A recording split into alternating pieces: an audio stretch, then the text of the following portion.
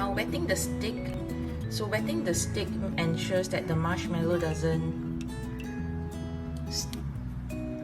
stick to the stick as I peel through it. So I put it a bit more on the left hand side first.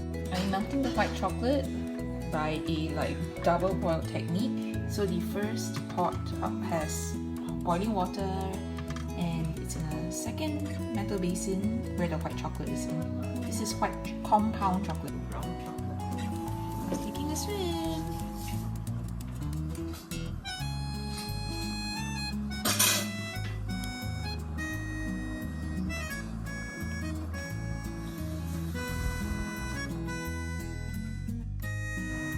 Now to give Olaf his carrot nose, this is made out of orange jelly babies that we have cut into half.